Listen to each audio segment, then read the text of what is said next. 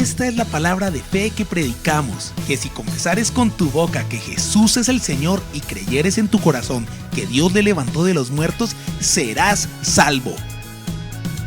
La Iglesia Tabernáculo de la Fe presenta un mensaje de esperanza.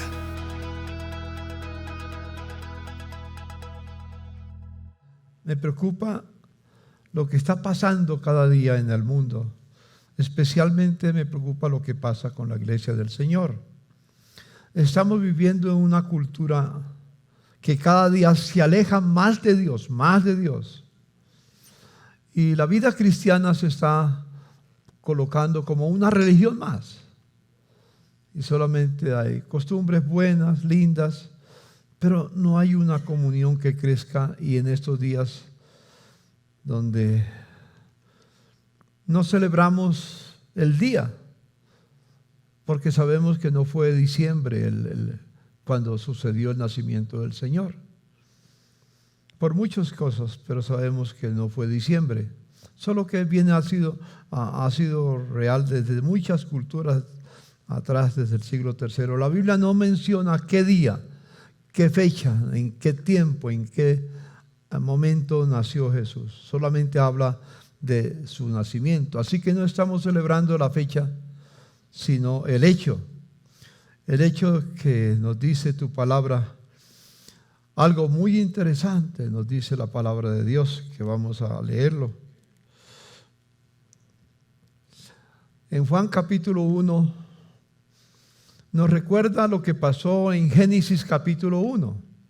Juan viene a darnos una idea de lo que pasó. Dice, en el principio era el verbo es la palabra.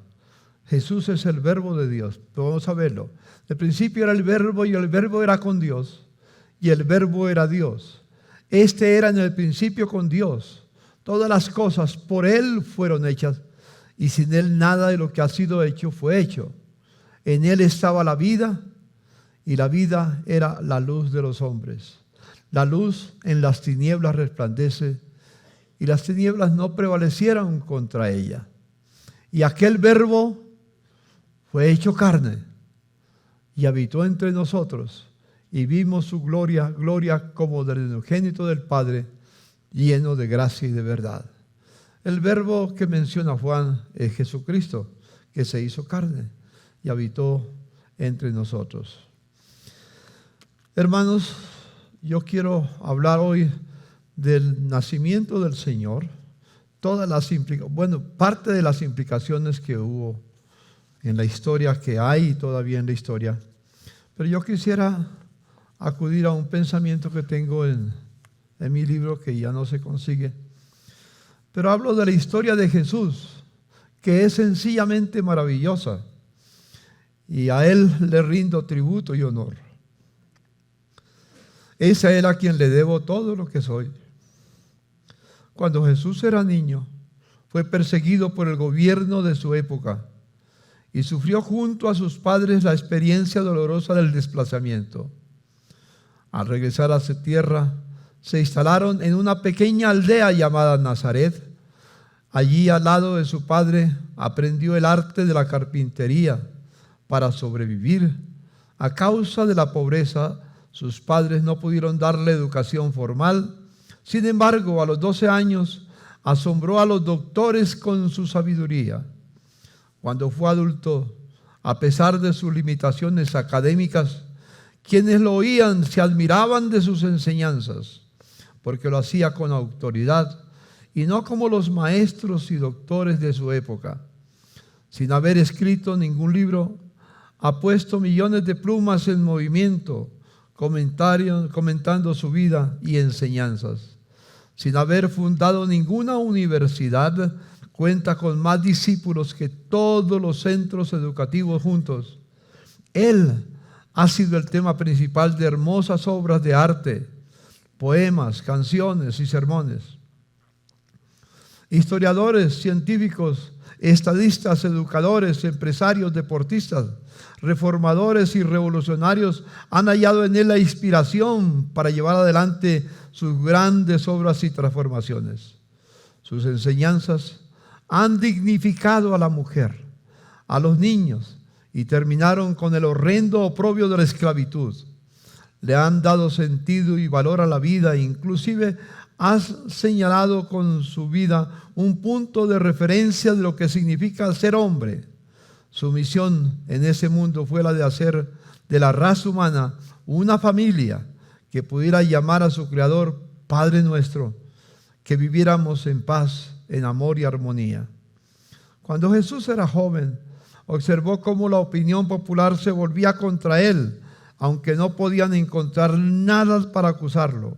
Uno de sus seguidores lo traicionó, el otro lo negó y los demás huyeron dejándolo solo en medio de una turba frenética y desorientada. Sufrió un forma indecible y recibió una sentencia que no merecía. Murió en medio de dos malhechores y fue sepultado en una tumba prestada por un amigo que se compadeció de él. Esta fue sellada y protegida por una guardia para que sus cobardes seguidores no se robaran el cuerpo. Sin embargo, la muerte no pudo retener su vida ni sus enseñanzas. Los nombres de los grandes personajes pronto pasan al olvido, pero el de él, el de Jesús, el de Jesucristo, se engrandece cada día. Nadie puede negar que la crisis que vive la humanidad se debe al hecho de haberle dado la espalda a los principios que Él nos legó. Hoy tenemos que asegurar las puertas de nuestras casas y carros, inclusive colocar alarmas. Hay que firmar contratos confiadores porque no se puede confiar en la palabra. Nuestros niños y mujeres no pueden caminar tranquilos ni seguros en las calles. Cada día hay que establecer nuevas leyes para castigar acciones vandálicas que se cometen a diario. La corrupción brilla en las cortes de justicia, en los gobiernos, en los congresos y en la sociedad en general. No cabe duda que todo esto se debe a los pensadores modernos que niegan su grandeza y desconocen sus enseñanzas, que han dado dignidad, integridad y libertad a la raza humana. Él ha dado valor sin precedentes a las personas, sin importar su condición social. El pobre, el marginado, el desprotegido, la viuda, el huérfano y el enfermo hayan lugar en su pensamiento y corazón. Napoleón Bonaparte le dijo al general Bertrand, un escéptico en lo que concierne a la divinidad de Jesús, le dijo estas palabras: todo lo de Cristo me asombra, su temple me infunde respeto y su voluntad me confunde. Él es verdaderamente un ser único. Sus ideas y sentimientos, la verdad que predica, su manera de convencer no pueden ser explicadas por organizaciones humanas ni por ninguna otra cosa. Alejandro, César, Carlomagno y yo mismo hemos fundado imperios, pero ¿en qué basamos la creación de nuestros imperios? Sobre la fuerza. Solamente Él ha basado su imperio en el amor, y ahora mismo millones de hombres están dispuestos a morir por Él. Y pudiera seguir hablando de lo que es Jesucristo, pero Jesús, quien nació, quien se celebra su nacimiento hace unos 2000 años, realmente nos ha asombrado con todo lo que Él es. Y quiero que pensemos por un momento y reflexionemos en cuanto a la anunciación, inicialmente con la anunciación. En el libro de Lucas, en el capítulo 1, versos 26 al 31, Lucas nos menciona estas palabras. Al sexto mes, el ángel Gabriel fue enviado por Dios a una ciudad de Galilea, llamada Nazaret, a una virgen desposada con un varón que se llamaba José, de la casa de David. Y el nombre de la virgen era María. Y entrando el ángel en donde ella estaba, dijo: salve muy favorecida, el Señor es contigo, bendita tú entre las mujeres. Mas ella, cuando le vio, se turbó por sus palabras y pensaba qué salutación sería esta. Entonces el ángel le dijo: María, no temas, porque has hallado gracia delante de Dios. Y ahora concebirás en tu vientre y darás a luz un hijo y llamarás su nombre Jesús. Y seguimos leyendo en Mateo, que dice: el nacimiento de Jesucristo fue así. Estando desposada María, su madre, con José, antes de que se juntasen, se halló que había concebido del Espíritu Santo. José, su marido, como era justo y no quería infamarla, quiso dejarla secretamente.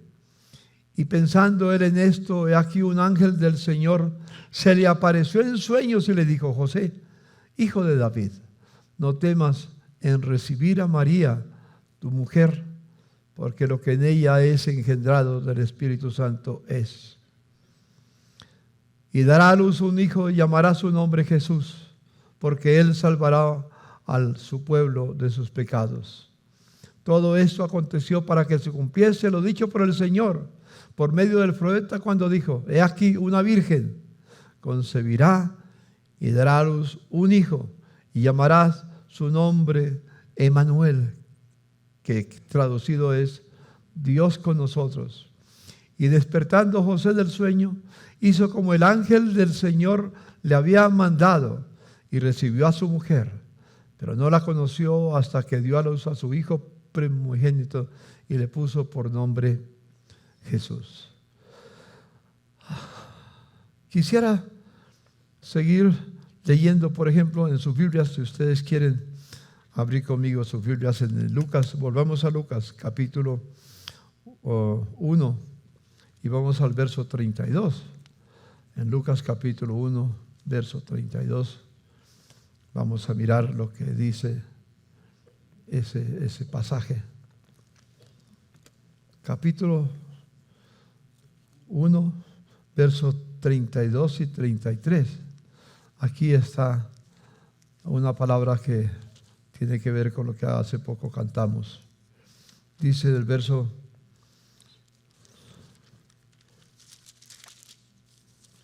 en el verso 32 y 33, dice: este será grande y será llamado Hijo del Altísimo, y el Señor Dios le dará el trono de David su padre, y reinará sobre la casa de Jacob para siempre, y su reino no tendrá fin. La canción que cantamos hace poco hacía referencia a este aspecto, que su reino no tendría fin. Pero estaba profetizado. El Señor nos había dado una palabra a través del profeta Daniel, allá en el Antiguo Testamento, cuando Nabucodonosor gobernaba y había invadido a Israel y había llevado a Daniel y a sus 3 compañeros cautivos. Y nos dice en Daniel: miraba yo en la visión de la noche, y aquí con las nubes del cielo venía uno como un hijo de hombre. Será profecía mesiánica, que vino hasta el anciano de días y le hicieron acercarse delante de él, y le fue dado dominio, gloria y reino, para que todos los pueblos, naciones y lenguas le sirvieran. Su dominio es dominio eterno, que nunca pasará, es decir, que no tendrá fin, y su reino uno que no será destruido. En Navidad normalmente no pensamos en esto, pensamos en otras cosas. Y como dije antes, al vivir en una sociedad que se aleja del Señor, ya ni las otras cosas que acostumbrábamos a pensar, hoy las pensamos. La mayoría de la gente no piensa en estas verdades que dice la palabra del Señor. Historias que debíamos de saber de memoria, recordarlas permanentemente. Y en este mes especialmente, en estos días, celebrar esas palabras. Pero la gente está, o nos preocupamos más por lo que la cultura nos ofrece que por lo que realmente aconteció. Pensamos, decimos que sí, celebramos el nacimiento, pero ¿qué quiere decir celebrar el nacimiento? Realmente no hay explicación en cuanto a eso. Jesús nació para reinar. Nació para vivir para siempre, aunque iba a morir en la cruz del Calvario por ti y por mí. Eso no lo debemos olvidar. Cuando ustedes salgan estos días en alguna parte que vayan, espero que se acuerden de esta verdad. Y de rodillas siempre caigan al suelo, de rodillas delante del Señor, para decirle: Señor, gracias que nos da esta oportunidad de estar en este lugar para poder adorarte. Yo recuerdo en mis tiempos cuando conocí al Señor, no hace mucho, hace 65 años, comparando lo que es la historia, 65 años como el día de ayer. Recuerdo que después de que conocí al Señor, realmente, antes de conocer al Señor cuando niño, cuando tenía pocos años de edad, pues seguíamos la tradición de lo que se hacía. Y en ese tiempo siempre nos acordábamos de la natilla y el boñuelo. No se olviden de eso, está bien, cómalo, pero no lo coman solamente en Navidad, cómalo porque es bueno. Y si es en Navidad, pues disfrútenlo. Realmente teníamos, cuando conocí al Señor, hace más de 65 años, Navidad, el 24 por la noche, nuestro deseo era estar en la iglesia para tener un culto y honrar al Señor. Teníamos las cantatas de Navidad. Tratamos de hacer algo antenoche. Fue bueno lo que hicimos antenoche, lo que Fernando preparó para que tuviéramos. Algunos de ustedes no pudieron venir por muchas cosas que pasan en nuestro día. Pero el templo estaba prácticamente lleno de muchas personas que hacía tiempo no venían a la iglesia y oyeron la noticia y vinieron para ver la película para niños que tuvimos en primer lugar. Luego el tiempo de cantata, que fue muy bueno también. Y después la obra de teatro. Fue magnífico lo que tuvimos. Pero hubiera querido que la iglesia estuviera presente. Este salón estaba lleno, arriba estaba vacío. Pero no, es parte de la cultura que tenemos. En mi tiempo mencionaba que siempre el 24 por la noche hacíamos culto. Suponte que nosotros vamos a hacer un culto el 24 por la noche. En serio, levanten la mano los que vendrían el 24 por la noche. 1, 2, 3, 4, 5, 6, 7, 8, 9, 10, 11, 12. Llegaríamos a unos 15. No porque no querramos quizás, sino porque la cultura nos lleva a pensar en otras cosas, a hacer cosas buenas. Solamente digo, ya no pensamos exactamente lo que cada día, y no sé dentro de un año cómo va a ser. Quizás algunas iglesias las cierran para ese tiempo, ¿no? Hacen el último culto tal vez hoy, y ya hasta enero 15 empiezan otra vez a hacer los cultos, los cierran, porque no tienen con quién compartir, con quién alabar al Señor. Entonces, hermanos, es un poco preocupante la situación. Y quiero también pensar no solamente en la actitud que se tiene hoy en día, sino ahora entrar en el tema, ¿por qué Dios escogió? ¿Por qué se escogió Belén y no Nazaret? Ya que ellos vivían en Nazaret. ¿Y por qué se escogió Belén para que Jesús naciera? ¿Por qué tuvo que hacer un viaje José desde Nazaret a pie a la velocidad de un burro? Porque no había vehículos, no ninguna, solamente la máxima la velocidad era de los asnos que tenían en ese tiempo para venir. Y yo quiero contarles por qué, hermanos. Nos dice la Escritura que aconteció en aquellos días que se promulgó un edicto de parte de Augusto César. ¿Fue una coincidencia? No sé. Que todo el mundo fuese empadronado. Este primer censo se hizo siendo Cirenio, gobernador de Siria, e iban todos para ser empadronados cada uno a su ciudad. Y José subió de Galilea a la ciudad de Nazaret, a Judea, a la ciudad de David, que se llama Belén, por cuanto era de la casa y familia de David, para ser empadronado con María su mujer, desposada con él, la cual estaba encinta. Y aconteció que estando ellos allí se cumplieron los días de su alumbramiento, y dio a luz a su hijo primogénito, y lo envolvió en pañales y lo acostó en un pesebre, porque no había lugar para ellos en el mesón. Pensemos la situación que se presenta. Dios ya lo había profetizado que nacería en Belén, no en otro lugar. Si estamos listos para verlo. 600 años antes, alrededor de 600 años antes, ya Dios a través del profeta Miqueas había hablado dónde iba a nacer. Está ahí en Miqueas capítulo 5, el verso 2. Pero tú, Belén Éfrata, pequeña para estar entre las familias de Judá, de ti me saldrá el que será Señor en Israel, y sus salidas son desde el principio, desde los días de la eternidad. En otras palabras, aquí hay un pensamiento muy especial. Sus salidas son desde los días de la eternidad. Es que fue en la eternidad que Dios el Padre, el Hijo y el Espíritu Santo planearon todo esto, cuando no había cielos como los conocemos hoy, la tierra. No sé, dice, ¿se acuerdan de Génesis 1? ¿Qué dice el primer versículo? En el principio creó Dios los cielos y la tierra. Creó Dios los cielos. No existían los cielos que conocemos ahora. ¿Qué existía? No sé. Cuando estemos allá vamos a preguntarle al Señor que nos haga un tour para saber lo que había pasado en ese tiempo. Realmente no había nada. Hacía más de 600 años que ya lo había dicho el Señor a través del profeta Miqueas.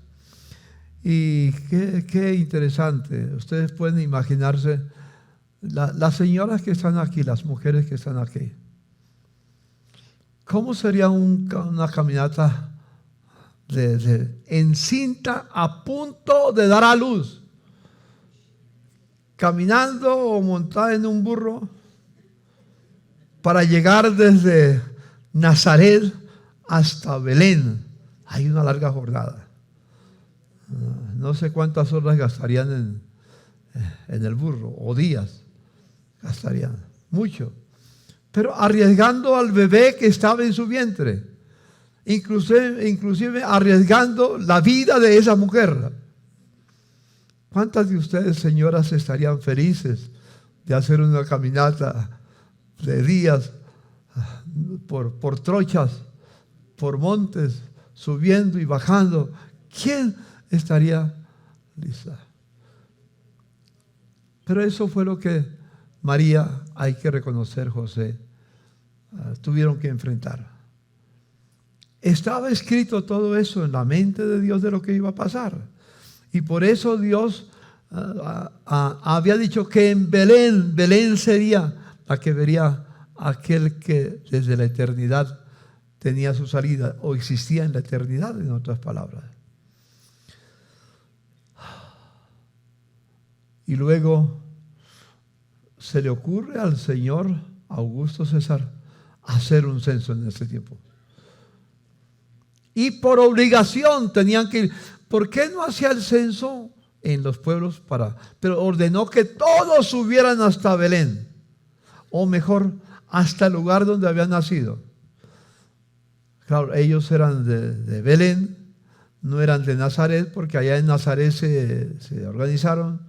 Cuando habían venido de Egipto, llegaron en su niñez, como lo mencioné en el recuento de la vida de Jesús, habían venido de Egipto y no quedaron en Belén, sino que se fueron a Nazaret para ser su padre un carpintero y Jesús ser carpintero. Y nacer, que nos dice la palabra, que cuando Jesús nació, no había lugar para ellos en ninguna posada del tiempo. Buscaban la posada.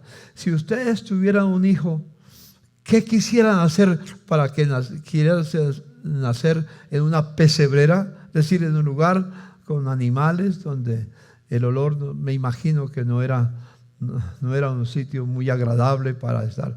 Pero no tenían ningún otro lugar. Jesús escogió, o el Padre escogió, que su hija naciera en un lugar muy pobre. ¿Sabe por qué? Porque Él ama a los pobres. La verdad, nosotros nos hemos olvidado de los pobres, pero Dios ama a los pobres, porque en ellos no importa su condición social, pero ellos son creados también a la imagen y semejanza de Dios, y Dios los llama a ellos. Dios no busca un palacio para que naciera aquel que Él había dicho que iba a dar al mundo, para que todo aquel que en Él creyera no se perdiera, mas tenga vida eterna. La pregunta es, ¿por qué vino Jesús? Vino para cumplir el propósito eterno de Dios, para que se hiciera real. Lucas capítulo 2, verso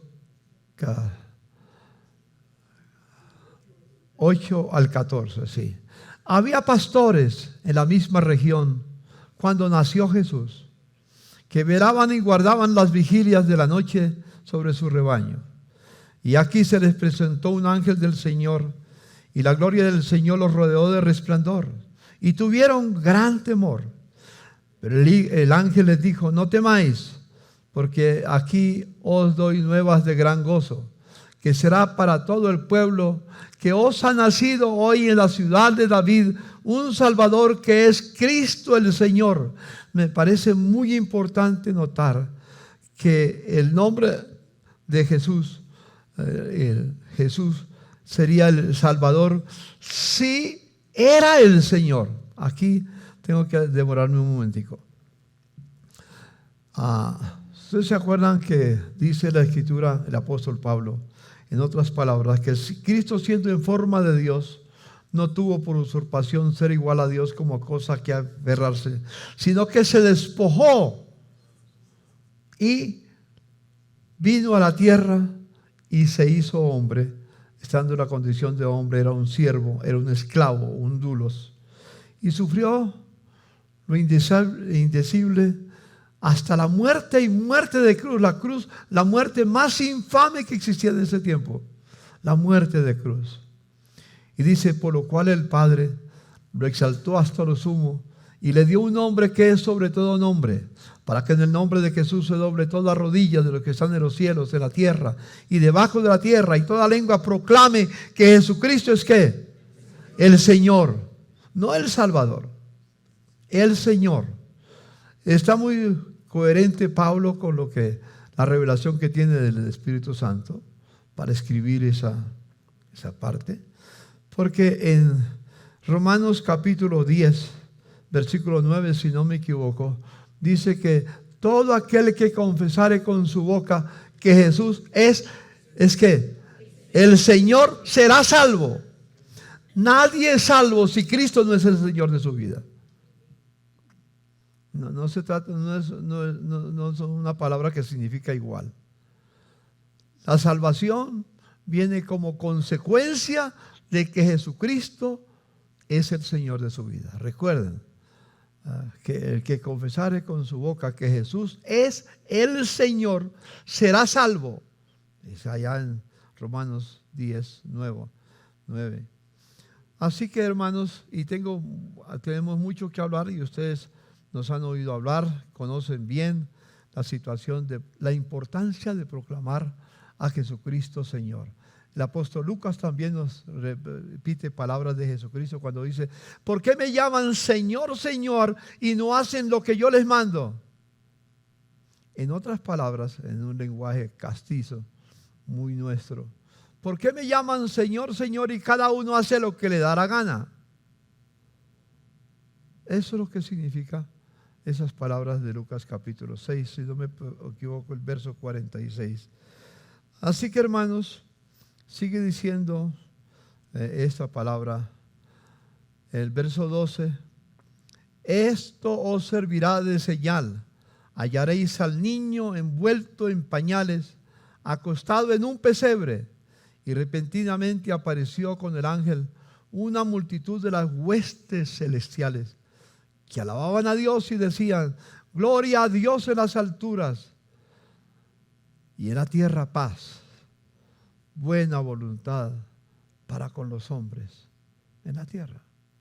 ¿Cuánto anhelamos que Colombia estuviera viviendo una paz total como se prometió hace 3 años atrás y como la hemos esperado? Realmente en mi vida personal y la vida de todos ustedes, conscientes o inconscientemente, yo sufrí la violencia en el Tolima desde que tenía 9 años de edad, después de la muerte. Realmente la empecé a vivir a los 8 años de edad, del 9 de abril de 1948.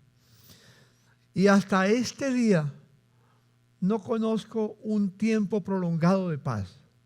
Siempre hay guerra, siempre hay conflictos, siempre hay asesinatos, siempre hay sangre.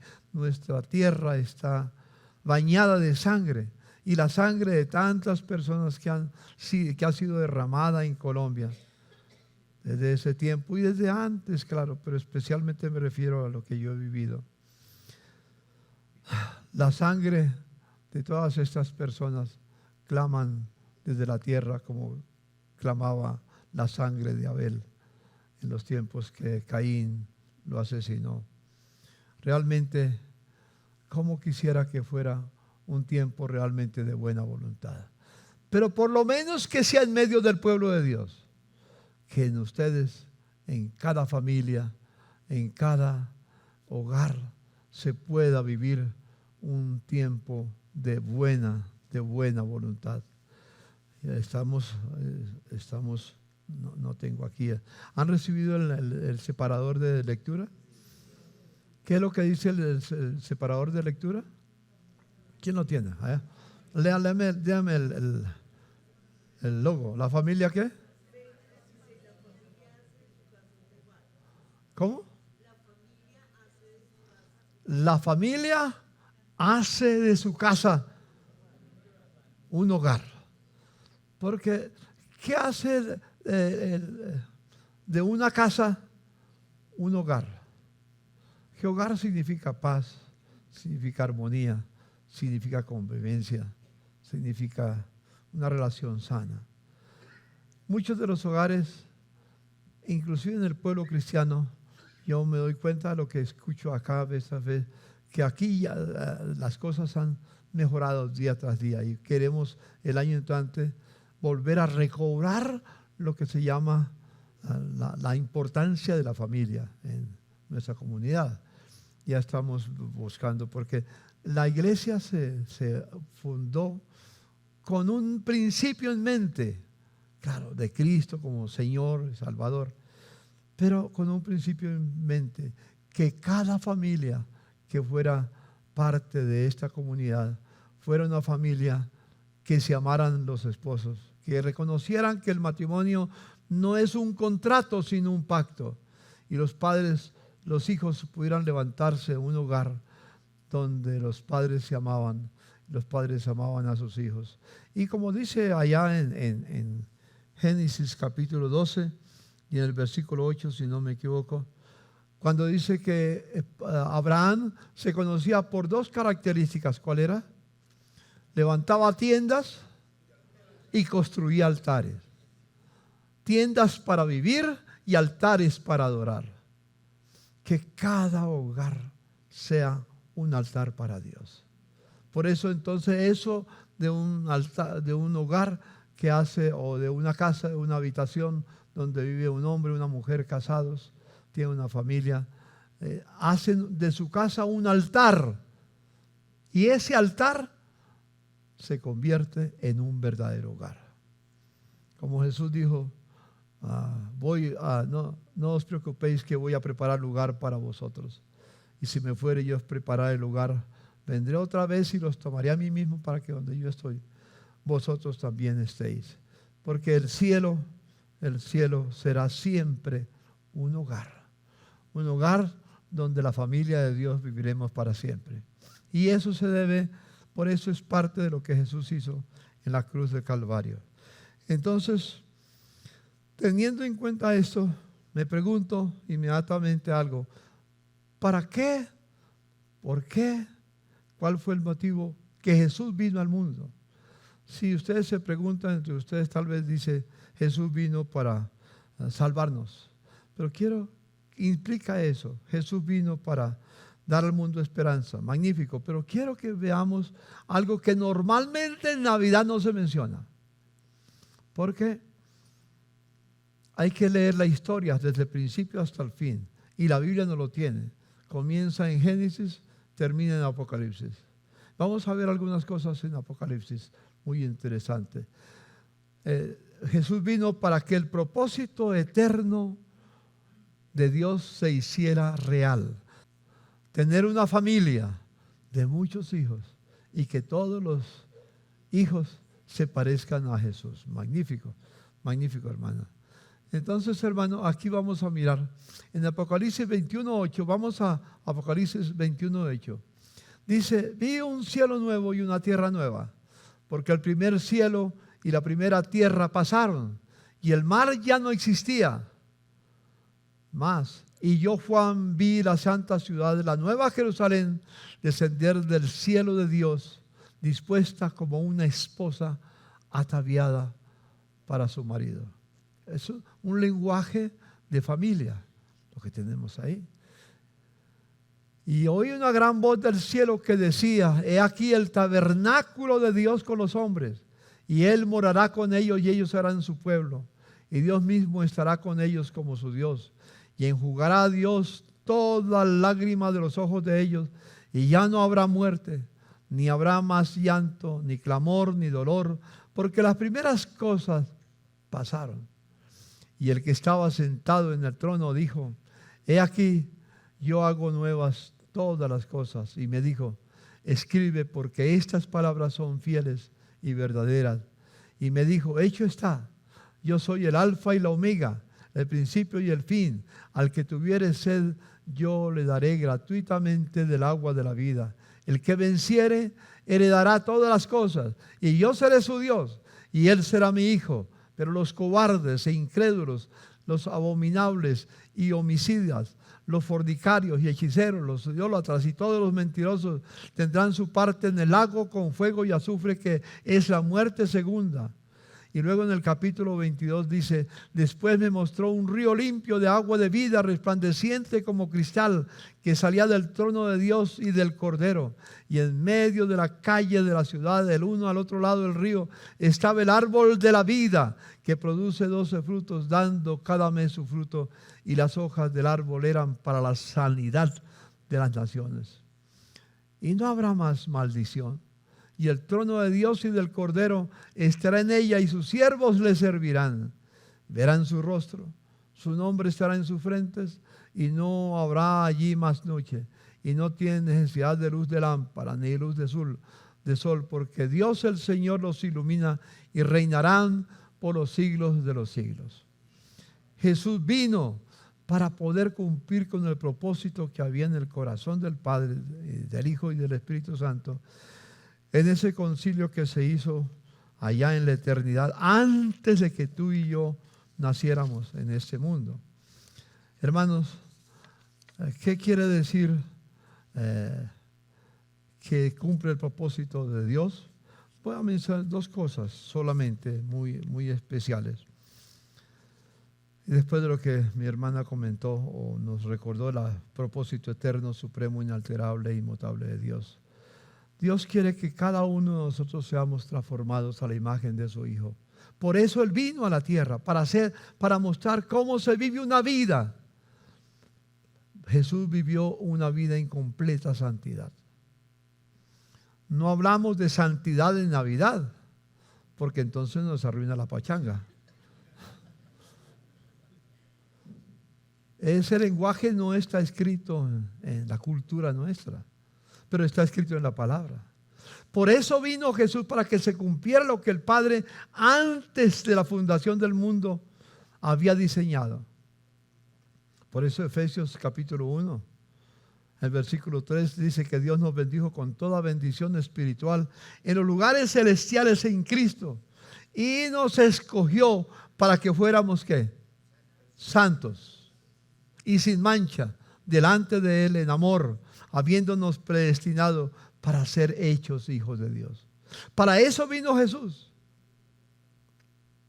Ese fue el motivo de venir, no simplemente por pensar en otra cosa, cosas buenas, pero no solamente para que escucháramos para que Él escuchara nuestras oraciones y nos diera lo que pidiéramos. Él lo hace, como dice el mismo Señor Jesucristo, que todo lo que pidamos al Padre en su nombre, conforme a su voluntad, Él nos lo da. Recordemos, y todo esto tiene que recordarse en Navidad, porque por eso vino Jesús y para eso vino Jesús, para mostrarnos cómo vivir una vida en santidad y para mostrarnos cómo vivir el gran mandamiento. ¿Se acuerdan cuál es el gran mandamiento? Que le preguntaron a Jesús alguna oportunidad allá en Mateo capítulo 22. Dice que le preguntaron a Jesús cuál era el más grande mandamiento, y Jesús dijo, el más grande mandamiento es ¿cuál? Amarás al Señor tu Dios con todo tu corazón, con toda tu alma, con toda tu mente, con todas tus fuerzas. Ese es el primero y más grande mandamiento. El segundo es semejante a ese. Amarás a tu prójimo como a ti mismo. Les he mencionado que la palabra prójimo, hay una ilustración para entenderla. ¿Quién es mi prójimo?, se preguntaban los judíos. A veces pensaban que su prójimo era solamente aquel que le caía bien. Si no le caía bien, no. Y por eso está la parábola del buen samaritano, que está en Lucas capítulo 10, que es muy interesante. Pero Jesús responde también a esa pregunta. ¿Amarás a tu prójimo? Una ilustración. Hace muchos años en nuestro hermoso español no existía la J. Y en lugar de la J se escribía ¿qué? X. Se escribía X. Y por eso México, nadie lo escribe con J, sino que originalmente es con X, pero se pronuncia México, no México. ¿Pero por qué? Y esa es la ilustración que tengo. México, y ahora habla de prójimo, no con J, sino con X. ¿Quién es su prójimo? El próximo. ¿Quién es el más próximo del hombre en su casa, en el hogar? La esposa. ¿Quién es el más cerca de la esposa en su casa? Los hijos no, el marido. Los hijos vienen ahí. Cuando los hijos ven que los padres se aman, ellos les da seguridad. Los da seguridad. El grande problema cuando ven los hijos que sus padres se pelean, se disgustan, se insultan, y como sucede en algunos casos. Yo espero que toda esta familia, su casa, se convierta en un hogar donde haya paz, reconciliación, perdón, amor. ¿Ha habido fallas del esposo, de la esposa? Sí, porque ninguno de los dos es perfecto. Todos nosotros llegamos al matrimonio cargando una maleta, dijéramos, de problemas, de ejemplos que no son buenos tal vez que vimos en nuestra casa, de muchas cosas. Pero cuando llegamos a Cristo, todos esos objetos desaparecen y aprendemos a amar a nuestra esposa como Cristo nos ama a nosotros. Amén. ¿Sí? Yo le doy gracias porque Dios me ha permitido tener un hogar donde mi esposa, a pesar de que no soy perfecto, pregúntenle a ella. Les doy autoridad para que les pregunten. No soy perfecto, pero me ama. Y permíteme, mi esposa está allá sentadita, decir lo mismo. Ella no es perfecta, ella lo sabe, pero yo la amo. No la amo porque es perfecta, ni ella me ama porque soy perfecta. Nos amamos porque hicimos un pacto matrimonial cuando nos casamos, que yo descubrí que ese pacto era entre tres. Pensemos en un triángulo. Dos lados del ángulo, en la parte abajo, uno representa al hombre, otro la mujer. Y arriba, Dios. Y mientras más cerca el hombre esté de Dios y más cerca la mujer está de Dios, más cerca estamos el uno del otro. Y vivimos en amor. Amén. Le dice a su marido: mi amor, espero que vivamos en amor toda la vida. Dígale a su esposo. Y si no, pregúntele a Beatriz. Allá está Beatriz, allá con Pacho Caraballo. Allá, hace días que no voy, Beatriz, a tu casa. Tengo que ir a visitar a tu esposo. Pero a pesar de las dificultades que Beatriz ha vivido con su esposo, por ese pasado que hubo tan fuerte, ellos están juntos y se aman a pesar de las enfermedades de Pacho y las enfermedades de Beatriz. Y yo te bendigo, Beatriz, que tú sigas siendo fortaleza de amor para Pacho Caraballo. Una linda pareja. Me cae, la veo allá también, tan bonita. La verdad que mi hermana Beatriz es un tesoro que Dios me permitió conocer hace muchos años. Muchos años. Pero hermanos míos, pero hay alguna cosa que para que lleguemos al capítulo 22, hermanos, una cosa que Jesús hizo al venir a este mundo, porque de alguna manera no tengo un lenguaje para decirlo en ese sentido celestial. Dios desde la eternidad, Dios el Padre, desde la eternidad, quiso tener una esposa para su Hijo. Por eso nos dice el apóstol Pablo, nos da a entender allá en Efesios capítulo 5, maridos, amad a vuestras mujeres, así como Cristo, que dice, amó a la iglesia y se entregó a sí mismo por ella. Amó a la iglesia y se entregó por ella. Y lo hace en el contexto del matrimonio. Maridos, amad a vuestras mujeres, así como. No está ausente, sino que tiene esa relación. Cristo vino a la tierra para morir por aquella que iba a ser su esposa. ¿Cuál es la que va a ser su esposa? La iglesia. Somos la iglesia en el término de la palabra, en el término más puro de la palabra. La iglesia somos la novia del Cordero. Allá en Apocalipsis capítulo 19. ¿Quieren ir conmigo a Apocalipsis 19? El último libro de la Biblia, prácticamente el capítulo antes.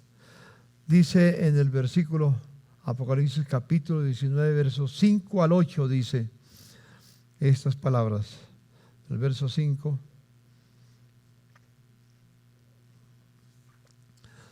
El verso 5 nos dice de Apocalipsis: y salió del trono una voz que decía, alabad a nuestro Dios todos sus siervos, los que le teméis, así pequeños como grandes. Y oí como la voz de una gran multitud, como el estruendo de muchas aguas, como la voz de grandes truenos que decían, aleluya, porque el Señor nuestro Dios todopoderoso reina.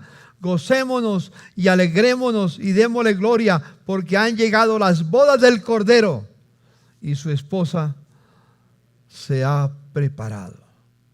Y a ella se le ha concedido que se vista de lino fino, limpio, resplandeciente, porque el lino fino son las acciones de los santos. Las bodas del Cordero. Jesús vino porque el Padre quería que su Hijo tuviera una esposa, alguien con quien compartir, alguien que fuera heredera y coheredera con Cristo de todos los bienes celestiales. ¿Se acuerdan lo que dice la palabra en Romanos? En el libro de Romanos capítulo 8, verso 17, si no me equivoco, que Dios nos hizo herederos y coherederos con Cristo de todos los bienes celestiales. Jesús vino para que su iglesia, por la eternidad, herede todas las cosas. Eso no cabe en la mente, pero está dicho, y lo que Dios ha dicho se cumplirá.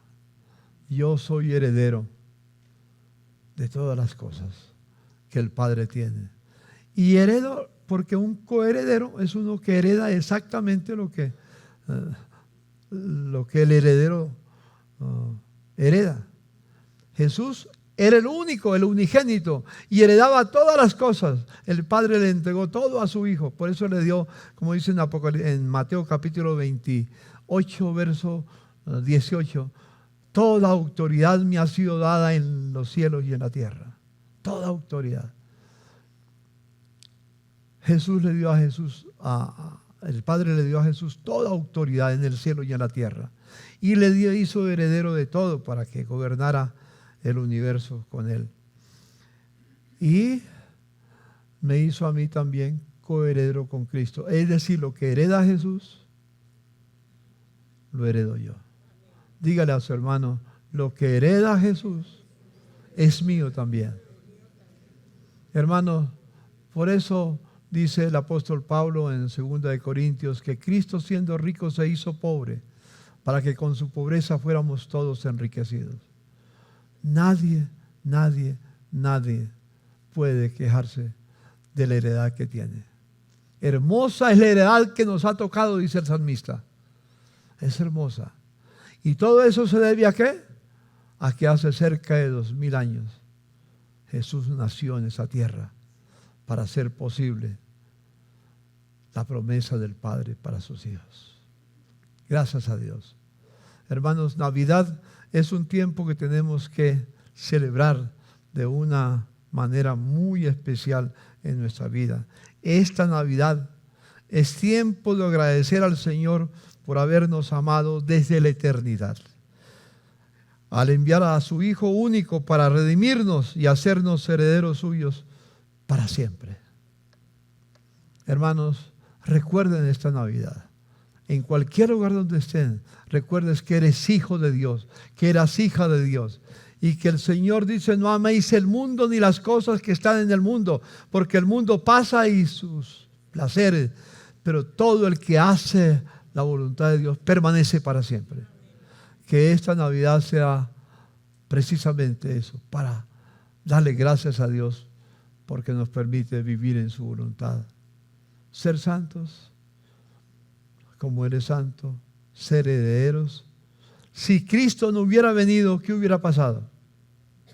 Suponte por un momento que no hay salvación, que no hay redención. ¿Dónde íbamos a pasar la eternidad?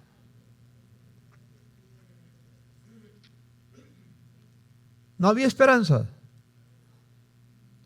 Porque todos los hombres, todos los seres humanos no hemos vivido en armonía con la voluntad de Dios. Con los 10 mandamientos, por ejemplo, no los hemos vivido.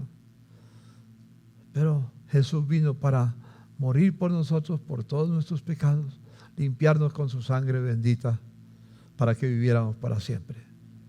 Hermano, no olvides Navidad. Navidad es un tiempo de decirle, gloria a Dios en las alturas, y paz y buena voluntad en mi hogar, en mi casa, en mi familia, en mi pueblo, en mi ciudad, en mi nación, donde quiera, la familia donde esté, pueda vivir esa buena voluntad. Se ponen de pies, hermanos, y le damos gracias a Dios por esa bendición del Señor. Qué bueno que el Señor nos da la oportunidad de vivir. Arturo, ¿quieres venir para orar? Préstame un micrófono para... Ya. Venga, Arturo. Ora, hermano. Bueno, Señor, te damos gracias. Ha sido una enseñanza clara sobre todo lo que tú has hecho, Señor, desde tu nacimiento. Hoy, Señor, queremos levantar nuestro corazón hacia ti, levantar nuestras manos al cielo, Señor, ese cielo prometido por la salvación que tú nos das. Y, Señor, en estos días de Navidad, en estos días que celebramos algo que el mundo ha impuesto, queremos tener en nuestro corazón ese nacimiento tuyo, Señor, con un propósito podemos cantar exacto y eterno.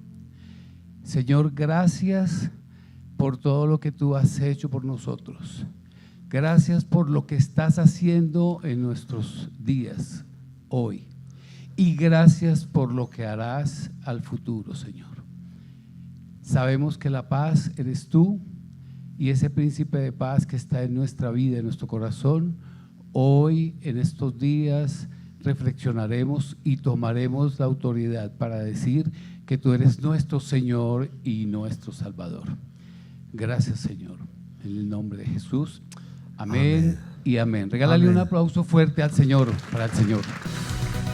El Tabernáculo de la Fe presentó un mensaje de esperanza.